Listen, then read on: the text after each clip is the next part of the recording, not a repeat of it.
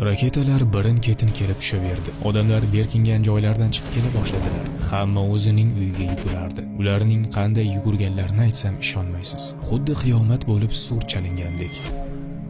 Qotillik qilmang. Bu amr barcha yahudiylar uchun. Ammo ular dindosh birodaringizni o'ldirmasligingiz kerak. Ammo musulmonni o'ldirishingiz mumkin. Uning qonida haqqingiz bor deyshadi.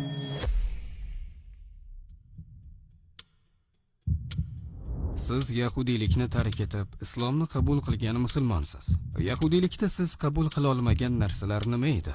Yahudiylikda umuman biz yahudiylik deb ataydigan bu din Musa alayhissalomga nisbat beriladi. Ammo haqiqatda u zotning ta'limotlaridan yahudiylarning ko'pi bexabar. Bu dinning qancha qismi o'zgartirib yuborilganini ham bilmaymiz. Shuning uchun hozirgi yahudiylikda men uchun mantiqsiz bo'lgan juda ko'p narsalar bor. Bitta misol keltirishim mumkin. Yahudiylikda Yom Kipur degan narsa bor. Islomda biz 30 kun roza tutamiz.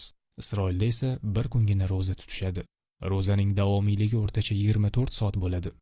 Ushbu ro'zani tutish davomida qo'lingizni yuvishingiz mumkin emas. Bu juda kulgili va g'alati. Ovqatlanishingiz mumkin, lekin qo'lingizni yuvishingiz mumkin emas. Mobil telefonlardan foydalana olmaysiz. Dunyodan uzilgan holda bir kun o'tkazasiz. Bu ro'zani ruhingiz va tanangiz uchun tutasiz. Ro'zaning so'ngida hamma bir-biriga Xatima Tova deydi. Hamma shunday bir-birini tabriklaydi. Bu xayrli muhr bo'lsin degani. Musulmon bo'lganimda odamlar hali ham bu gapni menga aytishardi. Ularga men musulmonman, bu gapni menga aytishingizning keragi yo'q derdim. Ammo bir kuni ulardan bu haqida so'rab ko'rdim. Ularga bu Xatima Tova nima o'zi? Nega bu gapni bir-biringizga aytyapsizlar dedim. Kimdir bu dinimizdagi narsa. Bir yilning 365 kunidan 364 kun biz istaganimizcha bolalarni o'ldirishimiz mumkin. Xohlaganimizcha yolg'on gapirishimiz mumkin. Qotillik qilishimiz, odamlarni urishimiz, portlatishimiz, odamlarni aldashimiz mumkin. Keyin esa bizda roza tutadigan bir kunimiz bor. O'sha kunning so'ngida yil bo'yi qilgan barcha amallarimizni Allohga topshiramiz. Keyin u bizning amallarimizga muhr qo'yib beradi. Barcha gunohlarimizni kechiradi.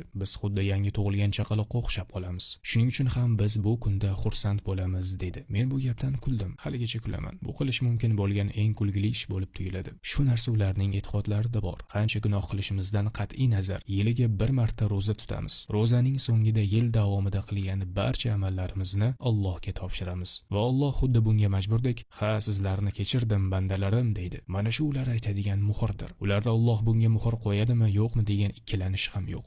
U zot aniq muhr qo'yar ekan. Shu narsani ularning hammasi xayrli muhr deb atashadi. Xuddi u zot muhr bosdi. Endi